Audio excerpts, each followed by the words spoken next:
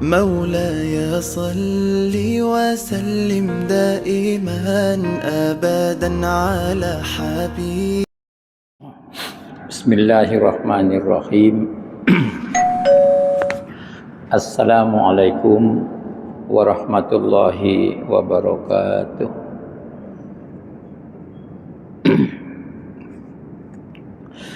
Alhamdulillah. Alhamdulillahi Rabbil Alamin. Khalaqas samawati wal ard wa ma bainahuma. Assalatu wassalam ala ashrafil anbiya'i wal mursalin wa ala alihi wa sahbihi ajma'in. Qala rabbi israh li sadri wa yassir li amri wahlul 'uqdatam min lisani yafqahu qawli. Allahumma yassir wa la tu'assir wa tammim bil khair bi rahmatika ya arhamar rahimin. Alhamdulillah, kita rapatkan tanda kesyukuran kepada Allah akan begitu banyak nikmat yang Allah berikan kepada kita. Seandainya kita nak kira pun kita tak sanggup mengiranya. Begitulah nikmat yang Allah berikan kepada kita. Kadang-kadang kita tidak minta pun Allah sudah sedia beri kepada kita. Mudah-mudahan kita termasuk orang yang bersyukur akan nikmat yang Allah berikan kepada kita. Sesungguhnya kalau kita menjadi orang yang bersyukur, nikmat yang kita dapat hari ini akan ditambah lagi oleh Allah Subhanahu wa taala. La in syakartum la azidannakum.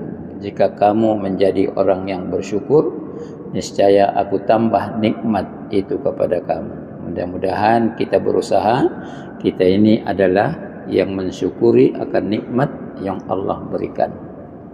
Kemudian kita perbanyakkan ucapan salawat dan salam kepada Nabi sallallahu alaihi wasallam.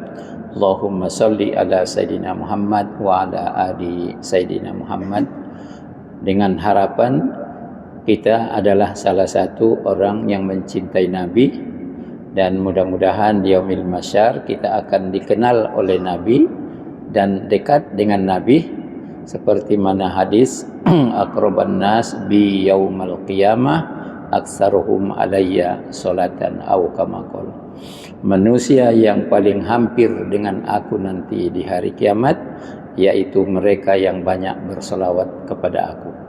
Jadi saya ingat kalau salawat ini kita cakap, semua kita boleh, ya, tiada masalah bersalawat. Tapi kalau dia cakap pergi ke Mekah, tidak semua kita boleh ke Mekah, ya. Jadi kita banyakkan salawatlah, sebab supaya kita nanti dekat dengan Nabi sallallahu alaihi wasallam.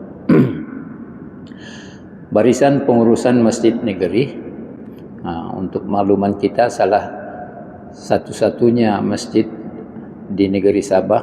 Masjid ini tidak ada pengurusi, ahli jawatan kuasa tiada. Dia langsung kepada imam besar, ya, dan berurusan langsung kepada jahins. Ini satu-satunya pentadbirannya langsung.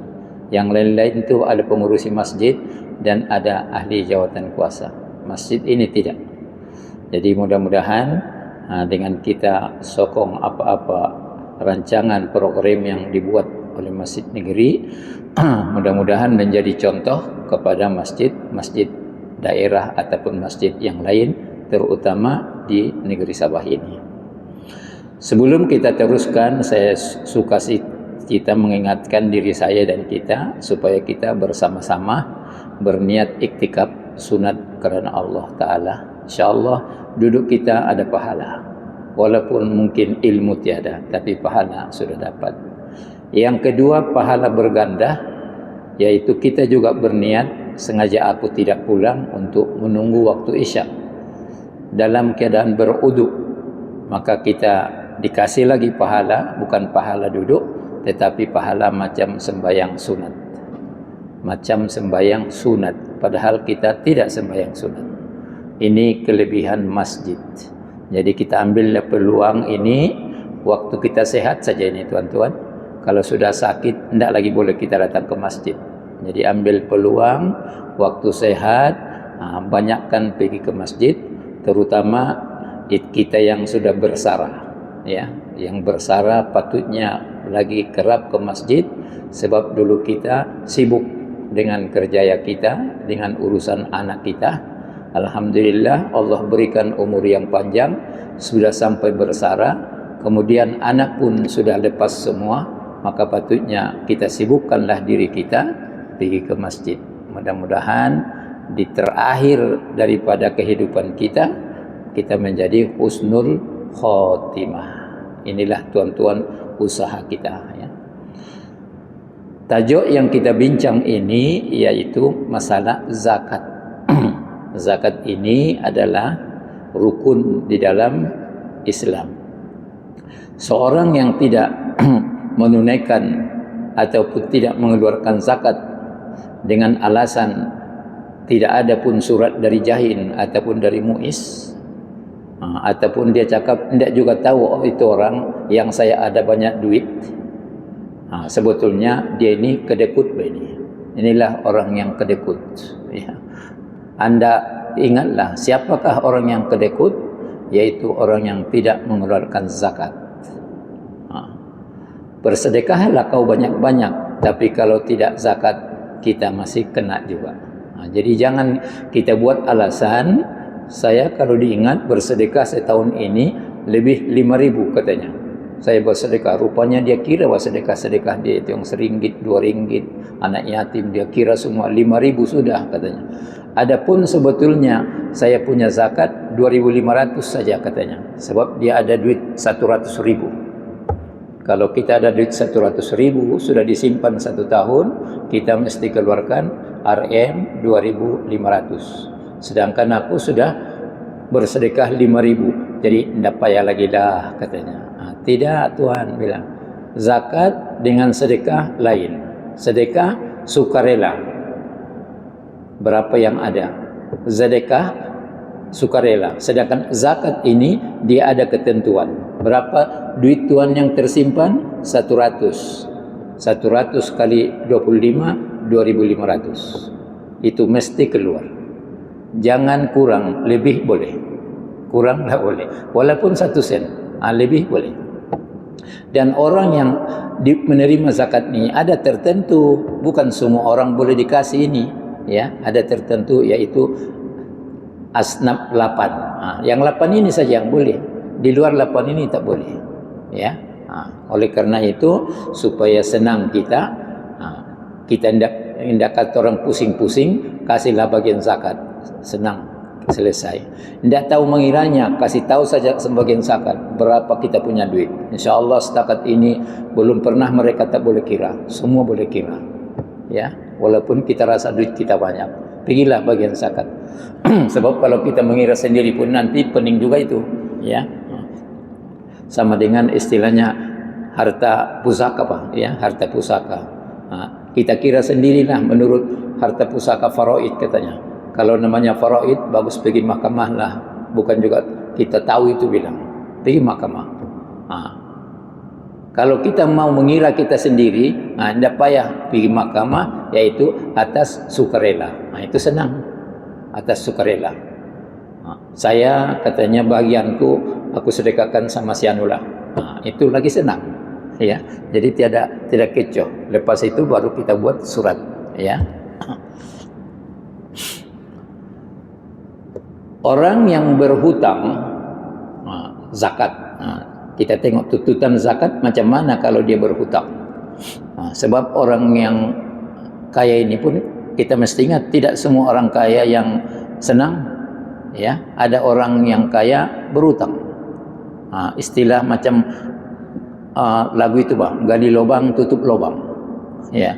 Cuma dia sudah namanya kaya, jadi orang-orang cakaplah orang kaya, sebetulnya dia lagi berhutang, ya.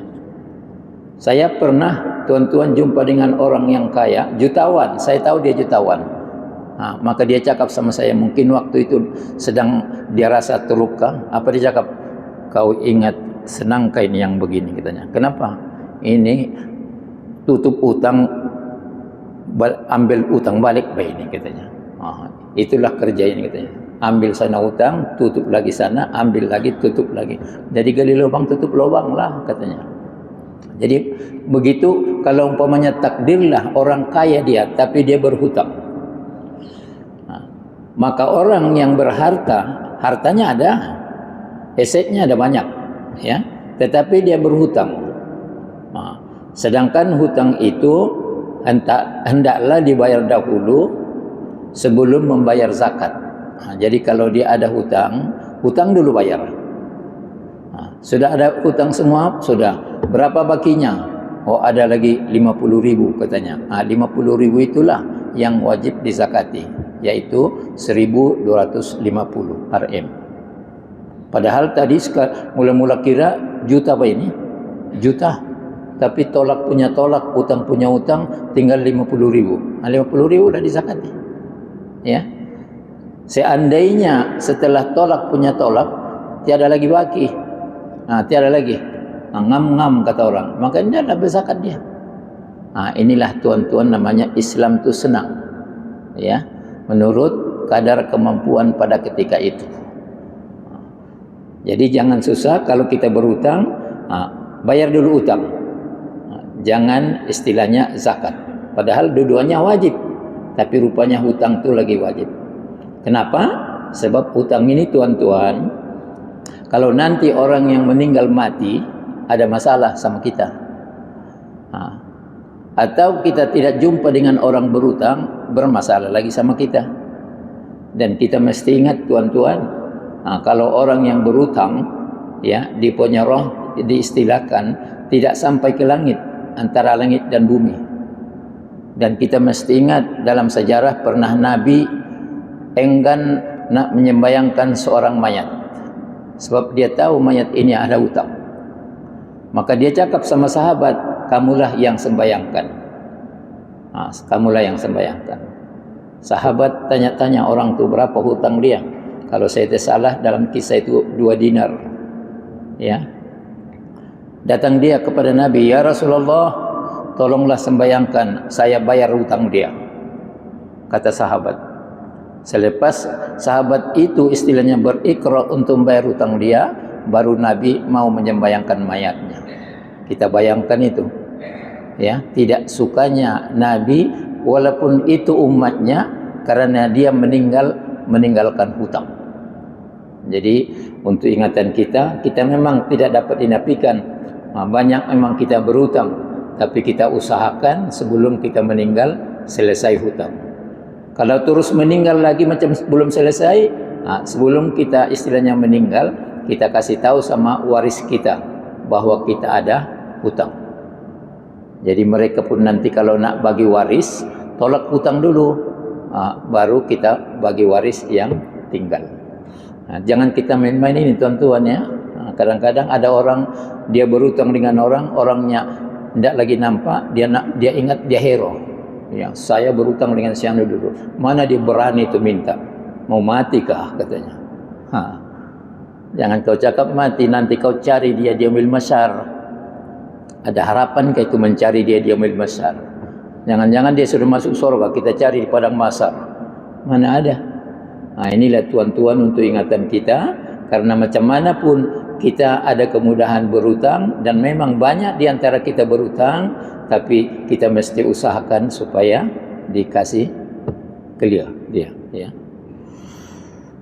Seandainya sudah dibayar hutang, nisabnya, artinya RM harga 85 gram kali harga semasa emas, tidak sampai lagi, lebih kurang 35.000, tidak sampai 35.000, yang ada umumnya 30.000 saja. Maka yang 30.000 itu tahun ini tidak perlu bayar zakat, walaupun kau dikira orang jutawan, sebab banyak hutangmu. Macam orang miskin juga itu tuan-tuan. Orang miskin kalau dia betul-betul dia kadar miskin, ada kalanya tahun waktu istilahnya bulan Ramadan itu dia tidak berzakat dengan anak beranak, free zakat. Kenapa? Sebab tiada duit untuk besok hari raya. Begitulah tuan-tuan tuntutan berzakat itu. Umpamanya besok hari raya patutnya dia punya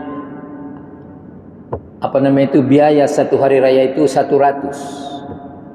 Tapi yang ada di poket dia 90. Kurang. Patutnya besok mau ada 100, tapi yang ada 90. Sedangkan zakat fitrah belum bayar, anak beranak. Maka pada ketika itu orang ini free lah zakat fitrah. Kenapa? Sebab tidak layak. Walaupun mungkin tahun biasa kita mengeluarkan zakat fitrah. Begitulah tuan-tuan tuntutan dia. Kalau yang layak baru bayar, yang tidak layak tak payah bayar.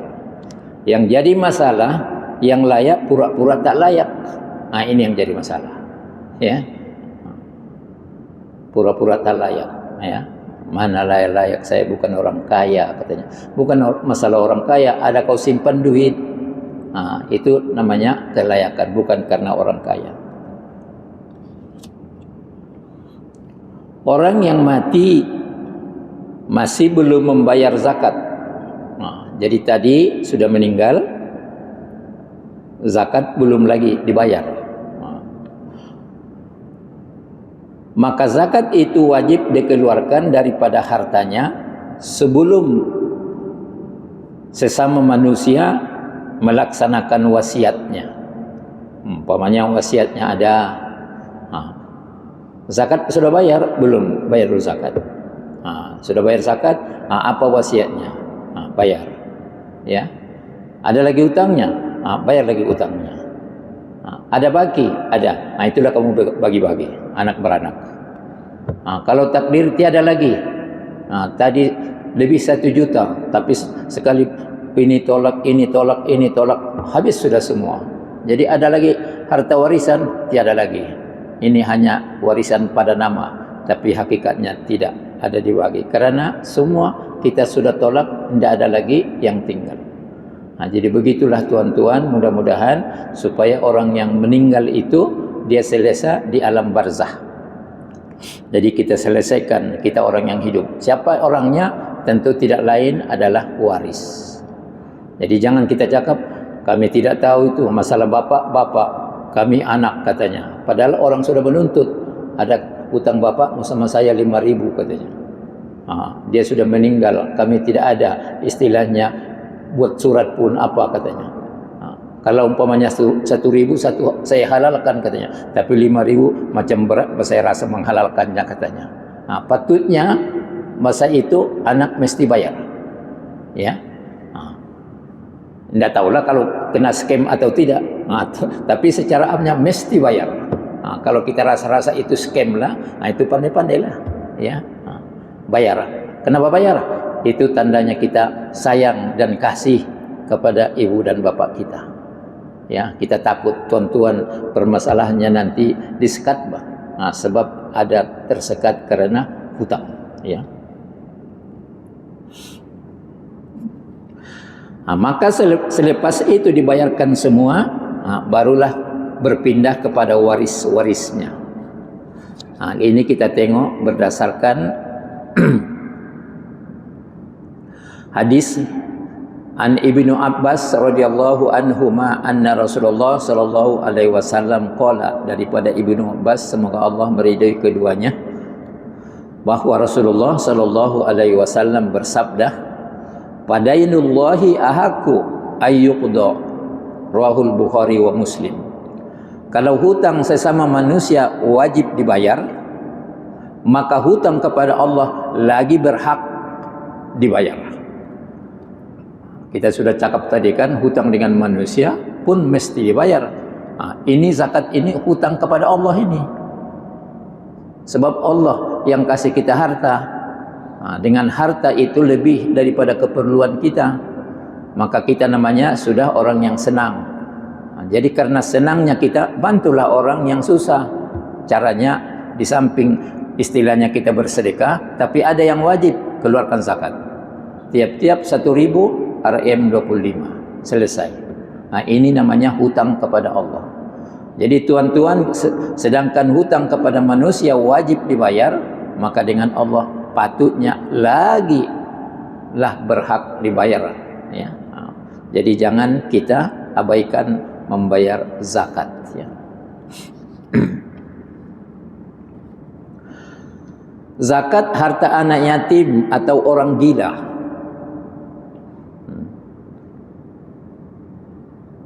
wajib atas wali. Wali artinya orang yang memelihara anak yatim. Umpamanya anak yatim ini sudah meninggal bapak, dia yatim, piatu ibu. Kita cakaplah sebatang kara. Dia masih yatim nih. Yatim ini orang yang belum balik. Paling lama orang tidak balik 15 tahun. Umpamanya lah, belum ada tanda sama dia. Kalau perempuan belum ada keluar darah tiap bulan, tidak ada. Sampai 15 tahun, maka dia dikira sudah balik. Kalau sudah balik, bukan anak yatim. Kita kadang-kadang kita panjangkan itu. Anak yatim itu katanya. Berapa umur? 25. Lama sudah dia tidak yatim, bos bilang. Ya, yatim itu di bawah umur saja. Jadi tidak lama itu yatim ini sebetulnya. Ya. Sebab kalau yatim saja, baik tuan-tuan, untuk ingatan kita tengok senarai Asnaf yang 8. Ada anak yatim, mana ada itu? Tidak ada zakat untuk anak yatim. Fisabilillah ada. Siapa yang fisabilillah? Salah satunya orang yang menuntut ilmu. Dari situ boleh dia dapat. Tapi kalau atas nama anak yatim, zakat tidak ada itu. Jadi oleh karena itu, tunggulah bilang, bukan lama kau jadi anak yatim. Jadi ini pun kalau anak yatim ini kaya, nak dibagi siapa? Sebatang kara. Banyak harta. Maka ada pakciknya, istilahnya yang menjaga dia. Pakciknya ini tuan-tuan, dia mesti keluarkan harta anak yatim itu zakat. Hai anak yatim, kata iya. Kita bermazhab Syafi'i, dia wajib zakat. Walaupun dia anak yatim atau orang gila sekali. Orang gila. Mana tahu kan takdirnya dia gila tapi hartanya banyak. Ibu bapaknya meninggal. Dia tinggal sendiri. Maka kita takbirlah. Tentu yang biasanya yang paling dekat pakciknya, ya, ataupun makciknya lah. Ini kita tengok berdasarkan hadis an Umar bin Syu'aib an abihi an jaddihi anna Nabiy sallallahu alaihi wasallam, daripada Umar bin Syu'aib dari bapaknya dari datuknya, bahwa Nabi sallallahu alaihi wasallam khatabadan nas faqala, kata datuknya, telah berkhutbah kepada Nabi, kepada kami Nabi sallallahu alaihi wasallam. Maknanya kami sedang ramai-ramai, Nabi pun bercakap. Apa cakapnya? Ala man waliya yatiman lahu malun falyattajir bihi wala yatruku hatta ta'kulahu sadaqah. Rawahu Tirmizi. Ketahuilah, katanya. Maknanya secara amni Nabi bercakap, ya. Bukan secara persendirian, secara orang ramai. Siapa yang menjadi wali bagi anak yatim yang ada harta, ada harta anak yatim ni, dia menjadi penjaga, ya, dia menjadi penjaga. Siapa yang menjadi penjaga harta anak yatim, anaknya ada tapi belum lagi sampai balik, ya, hendaklah ia memperniagakan supaya bertambah ataupun berkembang. Jadi kalau umpamanya kita mana tahu kita yang menjaga harta anak yatim ini, patutnya Nabi cakap kasih niaga dia, kasih berkembang. Jangan simpan di rumah. Kalau disimpan di rumah dia tidak berkembang, ya. Tapi kalau kita niagakan, cuma takut pula nanti diniagakan pula nanti rugi, disalahkan pula aku, katanya. Kalau sudah begitu buat di bank. InsyaAllah belum pernah kita dengar bank tidak ada faedah. Semua ada bank. Istilahnya dia punya keuntungan. Walaupun berbeza-beza lah, tapi ada keuntungan. Belum pernah kita dengar bank ini tahun ini tiada keuntungan, katanya. Tidak ada. Semua ada untung. Tapi kalau diniaga kadang-kadang memang ada naik turun. Itu biasa. Apalagi kalau kita belum ada pengalaman. Banyak yang lingkup juga itu. Ya. 6 bulan saja dia bawa kedai, ke-7 bulannya tutup sudah. Kenapa kau tutup? Hilang sudah dia punya modal. Bukan hilang dicuri orang, tidak pandai mentadbir. Begitulah itu kan. Kenapa tidak pandai? Kalau datang orang free semua, katanya kan. Memanglah, ya. Memang cantiklah amalan itu cantik, tapi akhirnya dia akan terasa, ya. Ini namanya bukan dia orangnya. Jadi kita jaga juga lah. Kalau bukan orangnya kita, istilahnya nak mengembangkan harta anak yatim supaya senang, ada jaminan, kita pindahkan pergi bank, ASB. Insya Allah tetap ada dia punya keuntungan. Jadi karena dia sudah berkembang, ya. Kalau tidak, dan janganlah membiarkan harta itu berterusan susut dimakan oleh zakat. Sebab tuan-tuan, umpamanya lah kita buat sistem dulu ini. Ada duit, kita simpan di rumah. Cukup tahun, berapa itu duit tuh? 50.000. Keluarkan 1.250. Dari 50. Disimpan lagi 50. Nanti tahun depan ada lagi 40 katanya. Keluarkan lagi 40 kali 25. Keluar. Lama-lama boleh habis tuh dengan zakat. Las-las mungkin ada lagi 30. 30 tidak payah lagi zakat. Jadi patutnya tuan-tuan, kalau kita yang membela ataupun mengawasi harta itu, patutnya kita jangan simpan. Nabi sudah cakap, jangan kamu simpan, tapi kasih berkembang. Artinya kalau kita simpan di rumah, sudah jelas nilai duit itu akan susut, ya. Kenapa susut? Yang jelas tiap-tiap 1.000 RM25 mesti kurangi tiap tahun. Kalau sempat 10 tahun, berapa sudah? Ya. Jadi kita kasih kembang, ya. Cuma inilah namanya amanah. Mestilah orangnya amanah. Jangan pula terus kembangkannya. Dia pula yang bisnis. Harta yatim hilang pula dibuatnya. Ini namanya bukan scam ini kan. Ini penipuan secara terang-terangan. Kalau sempat begini, pertanggungjawaban nanti di akhirat lah. Tidak apa, di dunia kau menang, tapi di akhirat kau tak boleh lepas, ya. Dan ingat, harta banyak kau dapat, kalau kita sudah mati, apa harta yang kita bawa? Kita mesti ingat itu. Kalau ada orang yang irit betul dia tidak mengeluarkan zakat, kita cakap dengan diri kita, kenapa saya tidak mau mengeluarkan zakat? Padahal nanti kalau saya sudah meninggal, harta ini akan tinggal, bukan untuk aku ini, untuk waris. Yang kita tidak mengeluarkan zakat apa hal? Kita rugi betul rasanya tiap 1.000 RM25 rugi kita rasa. Padahal di kedai kita spend lagi orang 30 ringgit minum. Selepas itu dia cakap, Assalamualaikum, terima kasih bos, katanya. Itu saja. Anda tahulah, karena cakap kau bos, kau senanglah, ya. Tapi RM25 kita tidak keluarkan. Tahu-tahu kita meninggal, harta kita 1 juta, kita cakaplah 1 juta harta kita meninggal. Adakah dari 1 juta itu kita bawa sebagian ke kuburan? Jawabannya macam tiada. Seandainya tidak ada duit kita pun, insya Allah pengurusan kuburan kita boleh selesai. Begitulah mudahnya Islam. Makanya saya teringat seorang pakcik dulu, dia masuk Islam. Setelah masuk Islam, orang kampung cakap dia, Pakcik, aku dengar kau sudah masuk Islam. Iya sudah. Kenapa kau masuk Islam? Kata yang sana. Aku mau Islam, katanya. Kau tidak tahukah? Katanya. Kenapa?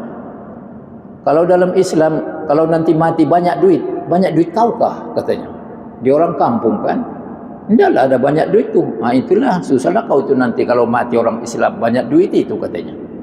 Maka dia jumpa dengan saya. Betulkah Ustaz, katanya, kalau orang Islam meninggal banyak duit? Tidak, saya bilang, tidak banyak duit. Tidak ada duit pun boleh mati, saya bilang. Insya Allah semua orang kasih kabar itu. Tidak banyak pengurusan, saya bilang. Berbanding dengan saudara kita yang tidak Islam. Dia orang ada namanya, istilahnya yang tidak boleh tidak, apa dia bilang itu? Yang dia punya keranda itu. Itu dibeli itu. Kita insya Allah keranda tidak payah. Cukuplah kita kain putih. Kain putih kalau sekitar keke, kalau kita istilahnya urus mayat di masjid itu dimandikan, banyak sekitar keke ini kain putih ambil saja free. Tapi kalau ada duit, sudah kita ambil kain putih itu, kasihlah duit ke sana, Pak. Supaya lagi banyak stok di sana, ya. Tidak banyak, saya bilang. Itulah dibilang orang kampung, susah kau itu nanti kalau sudah mati, tidak ada duit, tidak ada orang mengurus kau itu, katanya. Ini salah satu yang dirasakan oleh saudara baru kita ini. Bermacam dugaan itu memang kalau sudah masuk Islam. Jadi sebetulnya setelah kita meninggal tidak banyak kita bawa. Saya ada umpamanya cincin pun tidak dibawa. Handphone lagi tidak dibawa. Jadi tidak payahlah kita istilahnya cakap sama anak kita, nak, diam-diam saja kau nanti masukkan handphone tu di kain kain kapan ayah itu katanya. Nanti kau hubungi aku. Kita cari tali hayat katanya kan. Mau coba-coba lagi, manalah tahu nanti ada masalah aku hubungi kau atau kau hubungi aku katanya. Tidak payahlah kita buat andaian itu nanti ya. Kita bawa pun nanti kita hubungi pun beliau kita umumnya yang sudah membawa handphone tu, paling-paling dia cakap di luar kawasan. Itu akan datang sebab bukan lagi dunia, di dalam bumi sudah apa itu ya, di luar kawasan itu. Jadi maknanya tidak juga dapat itu. Bayangkan itu, handphone yang kita sayangi itu pun tidak kita bawa. Yang bersama kita adalah amal ibadat, pahala-pahala yang kita buat waktu kita hidup di dunia. Salah satunya pahala yang mudah, duduk di masjid berpahala. Sambil tidur lagi itu. Bayangkan itu, tidur pun dapat, pahala pun dapat, insya-Allah ilmu pun dapat. 3 boleh dapat, Di setengah-setengah majelis, sudah nanti siap majelis, selesai sembahyang Isya, minum lagi, makan lagi. Kalau pergi stadium mesti keluar duit, itu pun pergi juga walaupun hujan. Inilah dia bandingannya ya. Berapa banyak orang bercerita, "Hui, aku berapa kali sudah naik Gunung Kinabalu," katanya. Dengan penuh istilahnya hebat. Cakap sama dia, "Ke masjid seladukah?" bilang. Macam lembek dia itu. Ya, macam baru sakit. Dia jawab itu, "Ya itu nantilah itu umur 40 tahun," katanya. Ya, iyalah kalau sampai umur 40 tahun, takut sebelum sampai out kau. Jadi kalaupun kita rajin pergi istilahnya mendayung basikal tu, tapi rajin juga lah pergi masjid, baru namanya Rabbana atina fid dunya hasanah wa fil akhirati hasanah. Dunia pun baik, akhirat pun baik. Jangan dunia saja yang baik, sedangkan kita mesti pergi akhirat. Dunia akan kita tinggalkan sebab ajal menentukan. Dunia belum kiamat, tapi kita akan kiamat. Bila? Kalau sudah datang ajal. Jadi kalau sudah datang ajal tuan-tuan, inilah salah satunya. Kita buat yang baik. Dalam musnad yang lain lagi, carilah jalan yang menguntungkan semasa kamu menjaga dan mengurus harta anak yatim, supaya harta itu tidak ditelan habis oleh zakat. Nabi pun diistilahkan ditelan zakat itu nanti. Bayangkan tuan-tuan, kalau 50.000 satu tahun 1.250.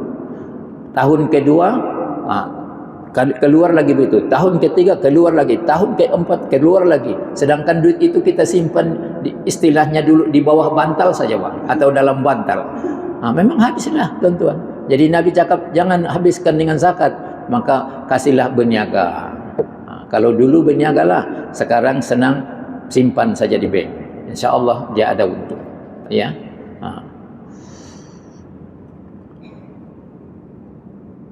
Kemudian kalau kita tengok lagi yang dipetik oleh Imam Syafi'i rahimakumullah, sebuah hadis yang bermaksud bahwa Sayyidatina Aisyah Ummul Mukminin ini, tuan-tuan, semoga Allah meridhoinya, semasa memelihara beberapa orang anak yatim. Jadi rupanya Ummul Mukminin pernah memelihara anak yatim. Siapa dia? Anak saudara-saudaranya. Anak saudara-saudaranya meninggal, dia pelihara. Ummul Mukminin. Apa dia yang dibuatnya? Bilang dalam istilahnya yang diriwayatkan, ia mengeluarkan zakat bagi pihak anak yatim itu dari harta mereka. Dia keluarkan ya harta itu, hartanya zakat dari hartanya. Kalau umpamanya kita cakaplah sampai zakat itu 35.000, 35 kali 25 dikeluarkan. Dan juga ia mempernikahan harta mereka untuk supaya dia berkembang. Dan Aisyah pun Ummul Mukminin, bukan dia simpan saja itu harta, dia pernikahan. Jadi berkembanglah. Kalau umpamanya hari itu duit itu 50.000, sekarang mungkin sudah 60.000 ataupun sudah 70.000. Begitulah kalau kita buat di bank pun, yang pada awalnya kita simpan umpamanya 10.000, sekali kita tengok 5 tahun, tidak lagi 10.000, bertambah, memang bertambah. Itu makanya kita selalu tengok, terutama kalaupun tidak perlu kita duit, sekali setahun mesti kita tengok. Kenapa? Untuk istilahnya menjumlahkan, mana tahu ada lagi duit kita yang lain atau disimpan yang lain, kita jumlahkan semua supaya sampaikah zakat ataupun tidak. Itu perlu kita, jangan satu kita, di sana bank Islam tidak sampai, baru 15.000, ESB tidak sampai 20.000 saja katanya kan. Di lain bank 10.000 saja katanya, tidak sampai. Bukan begitu kiranya, semua kita jumlahkan apa yang ada duit kita, bahkan apa yang di dalam akaun kita itu kita jumlahkan semua. Adakah harga 85 gram kita buatlah purata 35.000? Ada, maka pada ketika itu kita wajib zakat.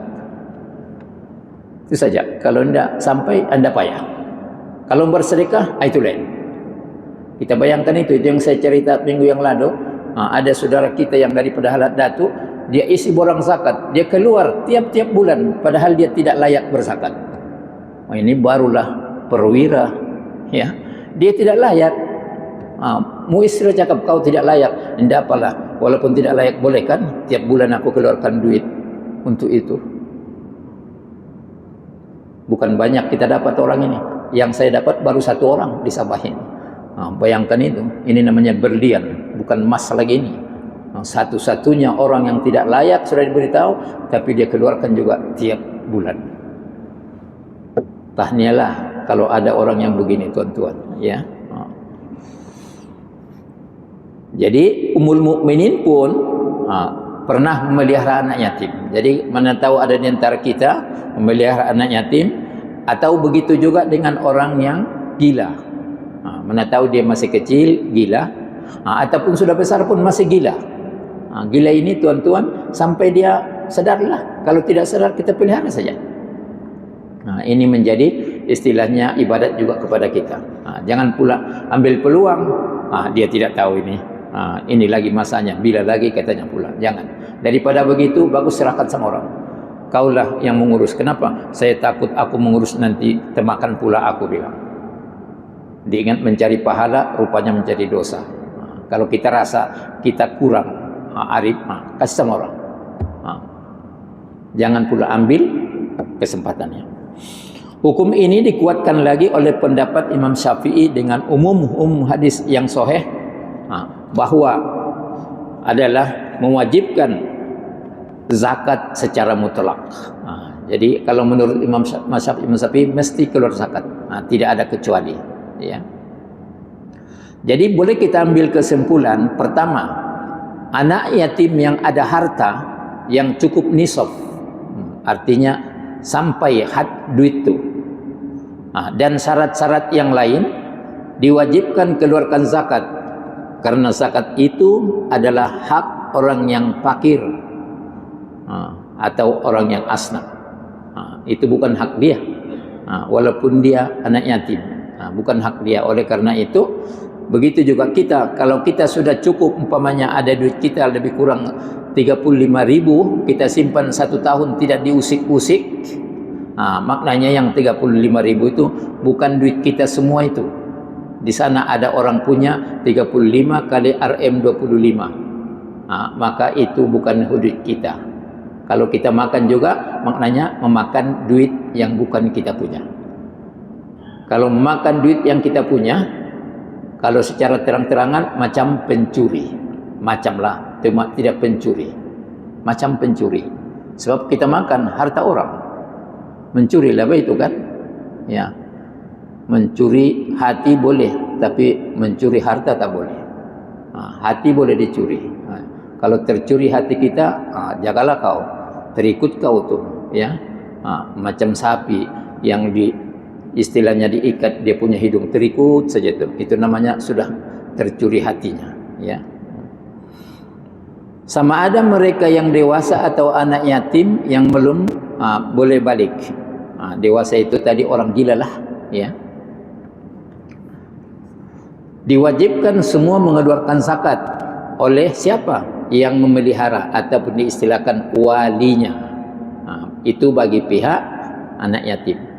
Kedua, menerangkan bahawa hukum syarak senantiasa menjaga kepentingan segala pihak. Itu secara amnya hukum syarak begitu, dia jaga semua, bukan saja anak yatim, orang miskin pun dijaga juga. Dalam masalah ini pihak fakir miskin ditetapkan hak pada ada orang yang berada. Setidak-tidaknya orang miskin nih, dia ada hak dia dengan orang kaya. Begitulah tuan-tuan hebatnya Islam, ya. Pihak anak yatim pula diperintahkan oleh walinya supaya mengembangkan harta perniagaan dengan memeliharakannya, supaya jangan harta itu ditelan ataupun dihabiskan oleh zakat. Itu kewajiban sebagai wali atau yang memelihara anak yatim. Yang ketiga, menerangkan kepada umat Islam secara am bahawa perbuatan membayar harta kekayaan yang membeku tidak diedarkan di jalan perniagaan, sebaliknya akan merugikan diri sendiri. Jadi kalau kita ada istilahnya duit, kita simpan saja di rumah, itu namanya merugikan diri. Bagus simpan di bank, sebab bank itu nanti ada dia punya keuntungan. Cuma kalau mau masuk bank, tengok banknya lah yang Islamik punya. Jangan bank yang convention, ya. Itu macam mana pun kita cakap, dia tetap haram, sebab di sana ada istilahnya peraliran riba, ya. Yang Islamik tiada. Di mana-mana bank Islamik ada. Kalau kita biasa di MyBank kah, di apa bank mana-mana bank, cakap saja yang Islamik punya, ya. Janganlah kita pergi convention lagi, sebab macam mana pun kita cakap itu tetap adalah haram. Macam riba apa itu? Macam mana pun kita cakap riba, riba tetap riba. Tidak ada riba halal, tetap dia haram. Jadi jangan kita dekat dengan riba. Apa itu riba? Riba ini senang. Kadang-kadang ada orang dia ingat dia riba itu. Mau duit 100, aku dengar kau perlu duit. Iya, 100, perlu aku. Tapi ada apanya? Janjinya. Kenapa? Nanti kalau bayar 110. Si kawan ni boleh bah 10 saja katanya. Tapi kalau 2 bulan 120, 1 bulan naik 10 ringgit katanya. Boleh bah katanya. Itulah riba. Ya, supaya kita kenal. Siap kadang-kadang di kampung-kampung masih diamalkan ini separuh-separuh. Ya, pernah kami pergi ke satu kampung. Dia datang dengan kami salah satu, waktu itu dengan Ustaz Umar Siddiq lah. Dia cakap, Ustaz tolong kasih tahu sama saya, betulkah ini haram atau halal katanya. Kenapa? Aku amalkan, dia tidak cakap riba. Aku selalu meminjamkan sama orang duit, tapi waktu baliknya aku tetapkan. Kalau 100, 10. Kalau 200, 20. Halal atau haram katanya. Itu adalah haram, bilang Ustaz Umar Siddiq. Astagfirullah katanya. Lama sudah aku buat ini katanya. Macam mana lagi caranya katanya. Yang ada itu jangan kau ambil sudah. Yang sudah itu kau minta ampun kepada Allah lah. Jadi ini tuan-tuan kadang-kadang namanya kita tidak tahu, tapi amalan itu adalah riba. Sama dengan judi. Judi apa dia? Kononnya supaya majelis kita hebat, gah konon, kita ada cabutan bertuah. Tapi cabutan bertuah itu diambil duitnya, siapa yang mau ikut bayar 2 ringgit. 2 ringgit saja, bukan banyak, 2 ringgit saja. Siapa yang bayar mau cabutan bertuah, ya bayar 2 ringgit. Nomor ambil. Kau nanti kalau bertuah kau dapatlah.